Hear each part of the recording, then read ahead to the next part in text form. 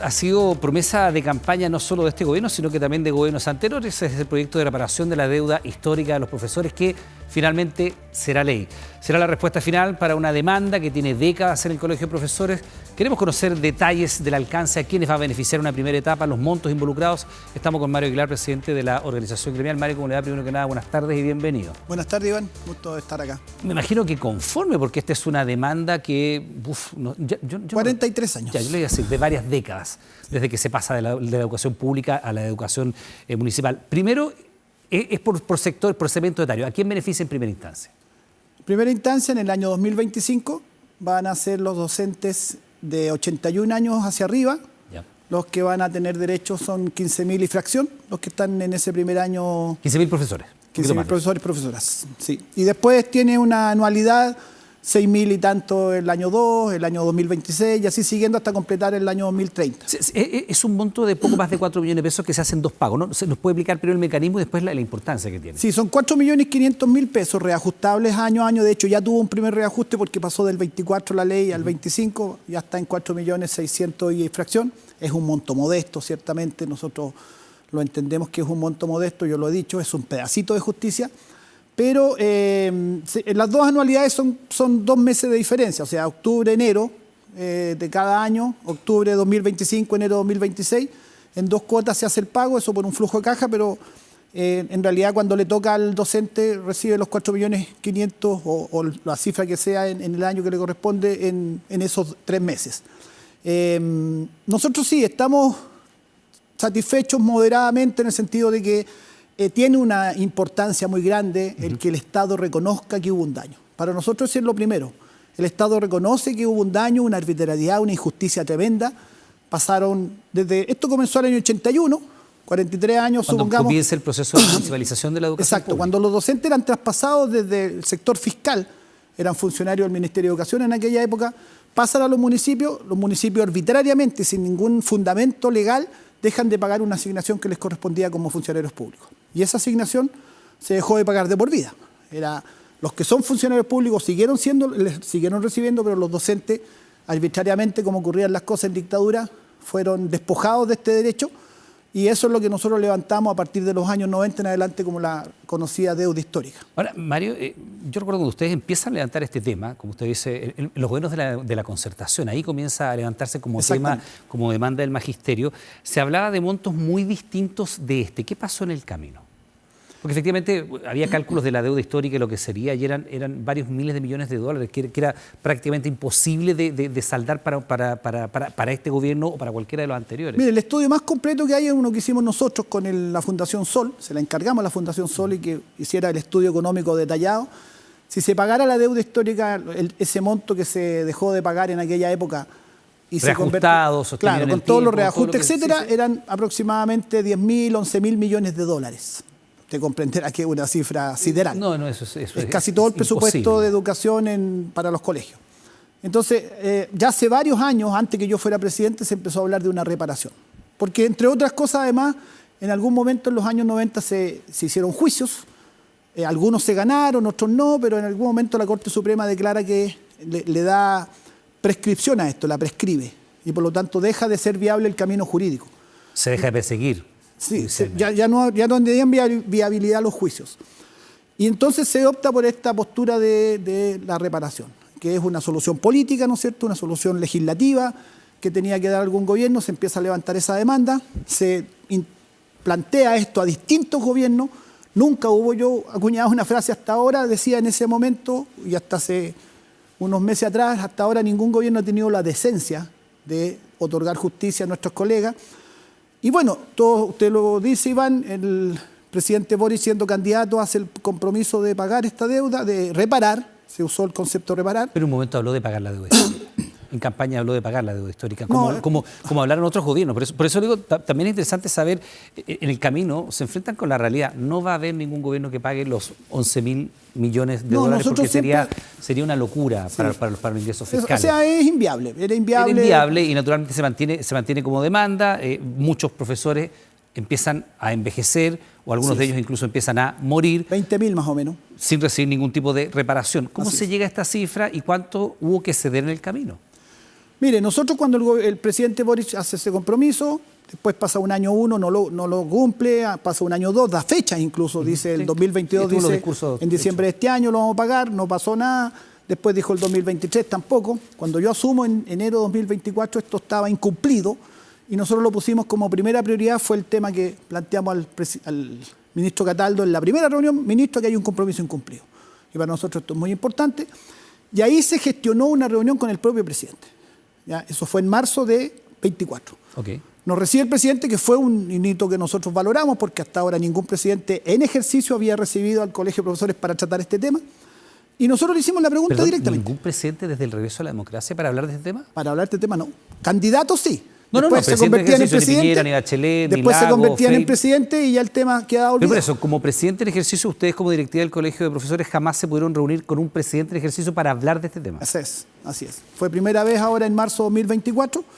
Y ahí le dijimos directamente, presidente, díganos por favor si va a cumplir o no va a cumplir su compromiso. Porque si no va a cumplir, díganos. Y nosotros no tenemos a la gente con esta expectativa y con la angustia y la ansiedad. Y él ahí ratifica, sí, se va a cumplir una reparación, se va a ofrecer un monto, denme unos meses, dice, porque lo estamos afinando. Y finalmente ocurre que en septiembre el ministro Cataldo nos informa cuál es la propuesta. ¿Y qué teníamos nosotros acordado previamente? Que apenas hubiera una propuesta del gobierno, la que fuera, nosotros lo íbamos a consultar a los directamente afectados. Ese fue el mecanismo a través del cual nosotros directamente definimos... afectados, ¿usted está hablando de ese primer grupo de profesores que están por sobre los 80 años que van a recibirlo o con los profesores No, todos los que están afectados, con las directivas regionales? ¿Cuál fue el mecanismo que se usó? El mecanismo fue que nuestra Asamblea Nacional en enero de 2024, cuando todavía ninguna propuesta estaba sobre la mesa, dijimos, cuando haya propuesta la vamos a consultar a los directamente afectados, es decir, los 57.200 que están en este listado, que es el que considera esta ley, que hasta el 2030 se les va a pagar. Todos los afectados por la deuda histórica tuvieron derecho a responder esa consulta, se organizó muy seriamente y cerca del 50%, 28.000, respondieron la consulta, igual, un porcentaje alto, gente de tercera edad, algunas sin capacidad de movilidad, sin manejo electrónico muy fuerte. Nosotros consideramos que fue un buen número que participó, bastante representativo. Y ese grupo, a pesar de ser una cifra modesta, a pesar de que hubiésemos querido todos que hubiera sido en menos tiempo, no en 6 años, ojalá todos de una vez, era el ideal, la gente aceptó en un 82% que era la propuesta del gobierno. Yo creo que la gente entendió que... Era esto nada. De alguna manera, o sea, primera vez que un gobierno ponía una propuesta sobre la mesa, nosotros hicimos todas las gestiones para que eso se concretara y que un futuro gobierno fuera a hacerlo, no se veía muy viable. Por ahí algunos abogados hablan de una demanda internacional, pero una demanda internacional toma mínimo 15 años, puede estar perfectamente 20 años una demanda internacional tramitándose, tampoco es muy viable porque, digamos, judicialmente no parece ser el camino más correcto. La gente evaluó todo eso, nosotros dimos un plazo para que se reunieran en asambleas comunales, nuestros dirigentes de base motivaron la reflexión y el debate y finalmente la gente respondió y para nosotros, como directiva, ese resultado de esa consulta es mandato, se convirtió en mandato. Independiente de lo que uno opinara o lo que opinara cualquier dirigente, nosotros tomamos la decisión de que la consulta era vinculante para nosotros como directiva. Por lo tanto, fue un mandato, una orden que nos dan nuestros colegas de que saquemos la ley adelante. Mario, y con este acuerdo con el gobierno y con el comienzo ya del pago, ¿se acaba esta bandera de lucha? ¿Se da por saldada la deuda histórica de los profesores o una nueva directiva va a decir a futuro no, lo que negoció Mario Aguilar con el gobierno fue una solución parche, no se da cuenta de la real deuda histórica del magisterio, son 11.000 millones de dólares, no, esto no tengo idea, porque para muchos puede ser una gran cantidad de dinero, pero para otros, en relación a lo que se dejó de pagar, a lo que se dejó de recibir con la municipalización de la educación, puede ser poco. ¿Se da por saldada la deuda? ¿Se termina esta bandera de lucha? A ver, primero, no es una negociación de Mario Aguilar. No, me refiero el colegio, sí. pero ustedes han tenido diferencia con directiva anterior y perfectamente podría llegar, y en democracia, en los gremios, eso ocurre, podría llegar una directiva contraria a su línea y decir, ¿sabe qué? Lo que negoció la directiva anterior fue una solución de parche, no da respuesta a la deuda histórica del magisterio, ustedes se conformaron con no tengo idea. Es que también es importante aclarar eso, Iván. No hubo una negociación en el sentido de que nos sentamos en la mesa. No es que usted llegara con un monto. Tú me ofreces 10, yo te doy 5. O sea, el gobierno les dijo, esto es lo que puedo pagar, y ustedes dijeron, déjeme consultarlo con las bases, y se aceptó. Lo que nosotros señalamos y acordamos en la Asamblea Nacional, el presidente Boric tiene un compromiso. Una vez que el presidente haga su propuesta, nosotros lo vamos a consultar. Hicimos ese procedimiento. No existió un tira y afloja, me ofreces 10, te doy 5. Por eso, ¿se termina esta demanda? ¿Se da por pagada la deuda histórica del magisterio? Se da por reparada la deuda histórica del magisterio. ¿Por qué no? Porque yo le digo pagada, usted me dice reparada. ¿Hay una diferencia? ¿Podría ser eso una Hay una diferencia. ventana? ¿Se acaba este tema o sigue el tema? Técnicamente hay una diferencia. Sí. O sea, el tema, al haber una reparación de la deuda histórica, el tema se da por saldado. Se da por superado. Sí, porque le voy a explicar lo siguiente. Las reparaciones siempre son un pedacito de justicia, ¿ya? Y hay ejemplos llenos. Nosotros tenemos los terribles casos de derechos humanos, donde a una familia, a una persona que le desaparecieron a su hijo, a su esposo, hubo una reparación del Estado y la reparación nunca le va a devolver a la persona ni le va a resarcir completamente el daño. La reparación siempre es un pedacito de justicia o una parte de justicia, y nosotros hemos dicho que este es un pedacito de justicia. Nuestros colegas entienden, además, usted dice vengan futuras directivas, pero son colegas de 81, 82 años, obviamente no les queda mucho tiempo de vida como para esperar largos años. Entonces la mayoría de la gente sensatamente entiende que al haber esta reparación el tema queda saldado respecto de su demanda, que es legítima, de esta injusticia tremenda que ocurrió, esta arbitrariedad, este daño que se arrastró por décadas y que finalmente tiene esta reparación que la gente aceptó, la gente directamente involucrada. Y para nosotros, reitero eso fue un mandato. Mario, antes que se nos vaya el tiempo, evidentemente estamos hablando de la deuda histórica que queda saldada, si usted quiere, o reparada con este pago que se va a comenzar a realizar en agosto, ¿me dijo? Octubre el primer pago. De este año. Estamos en pleno proceso de postulación a propósito de los resultados de la PAES y una de las cosas que muestra la PAES es que se mantienen brechas muy importantes, sobre todo en lo que tiene que ver con colegios públicos y colegios privados. Sean estos mixtos o los privados están muy por delante y las brechas no se han logrado resolver. El instrumento se ha mejorado, se ha perfeccionado, es distinto a la de PSU, es distinto a la prueba de actividad académica, pero finalmente termina reproduciendo un poco lo que se ha ido generando en el camino del estudiante cuando llega a rendir la PAES. Si tiene una base más débil que otro alumno de un colegio privado, los resultados tienden a ser distintos. Obvio. Bueno, ¿qué pasa en ese sentido con las preocupaciones del magisterio, con estas enormes brechas entre lo público y lo privado en materia de educación y los resultados? Bueno, eso está en el centro de nuestras luchas por el fortalecimiento de la educación pública, por tener una educación más justa. O sea, lo que hace la PAES es que reproduce casi con una correlación casi perfecta, casi exacta, entre la desigualdad que hay en la desigualdad de la sociedad se reproduce casi matemáticamente. Pero no se ha perfeccionado el instrumento, no es un instrumento que iba a favorecer de alguna manera más en su resultado las habilidades naturales del estudiante. Es un instrumento que mejora la accesibilidad a los estudios superiores de sectores que antes no tenían tanto acceso, pero no puede corregir el instrumento una desigualdad de base del sistema. Entonces, nosotros tenemos el gran fracaso de nuestro sistema educacional, Iván, es que, a diferencia de lo que se le pide a la educación y lo que ocurre en nuestros países, la educación chilena no corrige la desigualdad de base de la sociedad. No compensa lo suficiente como para permitir corregir y que, producto de la educación, esa desigualdad se atenúe en algo. Uh-huh. En Chile no ocurre. La educación reproduce el nivel de desigualdad que existe porque las condiciones son demasiado desiguales. Usted en otros países tiene educación pública y educación privada y las diferencias no son tan grandes ni en recursos, ni en condiciones materiales, ni en condiciones de infraestructura, etcétera, etcétera. En Chile sí. En Chile un colegio, un estudiante de una educación pública, municipal o SLEP o incluso particular subvencionada se educa con un 10% de los recursos con que se educa un estudiante de la educación privada. Esas son las diferencias que hay en Chile. Las diferencias de infraestructura están a la vista, o sea, es cosa de que cualquiera recorra un colegio público o uno privado. Entonces, nuestro sistema tiene ese gran fracaso. Y ese es un punto en que nosotros tenemos que poner una centralidad muy fuerte. Está bien, Mario, pero incluso en ese escenario que se ha mantenido más o menos inalterable en las últimas décadas, siempre había una pequeña, si usted quiere, luz de esperanza cuando uno miraba alguno de los liceos emblemáticos de nuestro país. El Instituto Nacional siempre peleaba los puntajes nacionales, el INBA y todo. Usted sabe lo que era aquello a comienzos de los 2000, en los 90, donde efectivamente gran cantidad de los mejores puntajes en las respectivas pruebas que había en ese momento, sea la PSU o la prueba de actividad académica, provenían de estos establecimientos. Eso ha ido decayendo en el último tiempo. Hay una mirada de preocupación de parte del colegio de profesores por lo que está pasando con estos liceos emblemáticos que lamentablemente han sido incluso focos de violencia muy importantes en el último tiempo. Por supuesto, por supuesto. ¿Y qué están haciendo desde el punto de vista de la proactividad para aquello? Sí, nosotros creemos que los colegios emblemáticos están viviendo una crisis, varios de los colegios emblemáticos, no todos, pero varios de los colegios emblemáticos están viviendo una crisis muy grande, muy grande. Y los hechos de violencia que han ocurrido ¿Y las razones de esa crisis, Mario, cuáles son? Hay muchas razones. En primer lugar, hay ciertos grupos muy violentos que además no tienen una lógica que uno logre entender muy bien qué es exactamente lo que quieren o qué demandan, que han llegado a niveles muy irracionales de violencia. Y el caso terrible del INBA, que a todos con alumnos quemados por una propia acción de ellos. Todavía están algunos hospitalizados, sí, claro, porque... Y con riesgo vital estuvieron al menos 4. Exactamente. O sea, hechos terribles de violencia, porque hay grupos intencionados, seguramente manejados por adultos de afuera.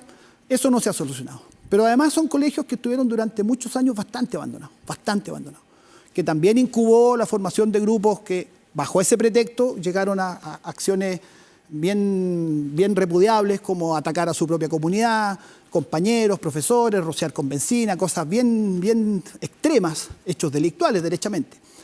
Pero separando, no lo quiero separar como diciendo algo menor, pero para poder entender bien el problema, son colegios muy abandonados con un deterioro de infraestructura muy grande, que también generaba tedio. Pero es solo falta de inversión pública lo que explica eso. Le pregunto porque, es uno de los factores. Porque también uno viendo y hablando con directivos de estos colegios, ellos dan cuenta de que se ha validado la violencia como un mecanismo al interior de los colegios y que efectivamente se ha detectado la presencia de algunos adultos, incluso exógenos a la comunidad escolar, pero otros que están vinculados a la comunidad escolar. Pero si usted ve, por ejemplo, el caso que usted cita, cuando los alumnos salen quemados, son ellos mismos los que estaban con estos elementos incendiarios. Claro, sí. Y son alumnos del establecimiento. Alumnos y son no son personas que hayan ingresado afuera. Entonces uno dice, claro, ¿cómo entran y almacenan y tienen esta cantidad de elementos incendiarios sin que nadie en el colegio se dé cuenta de lo que está ocurriendo?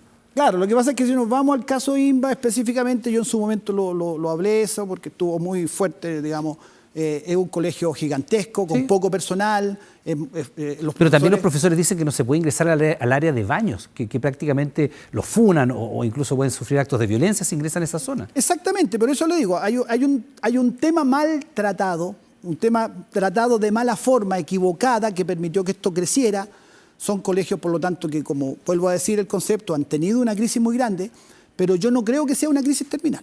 Yo eso sí quiero ser muy claro, porque están estos hechos terribles, y es correcto que sean noticias, pero cuando hay cosas buenas que pasan en esos colegios, que siguen pasando, el Instituto Nacional sigue teniendo puntajes nacionales, el Instituto Nacional y otros colegios siguen teniendo grandes logros en concursos de matemáticas, en lo deportivo, tienen logros académicos importantes en distintas áreas. Pero disculpe, es que el declive es bien evidente. O sea, sí,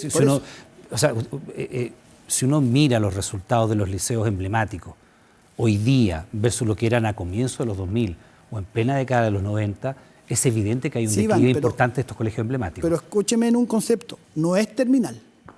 Porque a veces se da la idea como que, o se quiere, no sé si interesadamente, que esto se acabó. Como que esto se acabó. No, yo le digo, hay un declive y cómo se sale de esto. Entonces tenemos que apoyar a estos colegios para que logren superar esos problemas por la importancia histórica que tienen, por el rol que han cumplido y que deben seguir cumpliendo en el fortalecimiento de la educación pública, en la movilidad social, que han cumplido un rol histórico muy importante. Personas que de origen muy humilde, gracias a estar en estos colegios, pudieron llegar a profesionales, a ministros, a presidentes de la República, etcétera. Entonces ese rol tenemos que recuperarlo y eso requiere mucho apoyo material, pero también pedagógico, también repensar cómo estos liceos emblemáticos también se adaptan a la época, porque ya hoy día un colegio que tenga un sello exclusivamente academicista, exclusivamente basado en el rendimiento, parece que ya no es suficientemente motivante para los estudiantes. Entonces también hay que repensar aquello. Hay que darle a estos colegios el apoyo necesario y son comunidades suficientemente fuertes para poder enfrentar estos problemas. Y sobre todo, Iván, hay que dar mucho apoyo al tema de salud mental, que no es solo un problema de los colegios emblemáticos, pero hoy día el problema de salud mental en los colegios de Chile, y en Chile en realidad, en Chile hay un problema de salud mental severo.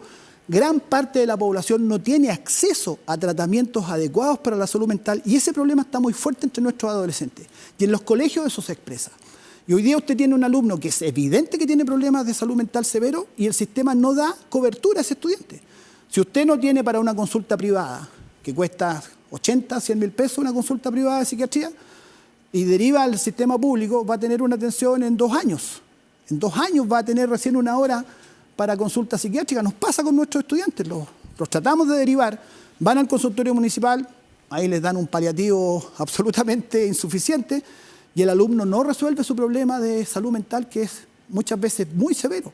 Entonces hay asuntos que tenemos que abordar en nuestro sistema educacional, donde están los colegios emblemáticos con fuertes problemáticas y situaciones muy extremas y muy graves, pero también hay que atender este problema más estructural y más de fondo que está pasando con nuestro sistema escolar. Bien, pues Mario Aguilar, le quiero dar las gracias por haber estado junto a nosotros, hablándonos primero de la reparación, no el pago, la reparación de la deuda histórica con la cual se da por saldada, ¿no? esta deuda que tiene el Estado de Chile con los profesores, comienza a pagarse durante este año, y también, por supuesto, para hablar de lo que ha pasado con la educación pública en nuestro país. Que tenga una buena jornada. Muchas gracias, Iván, por la invitación. Muy bien, muy amable.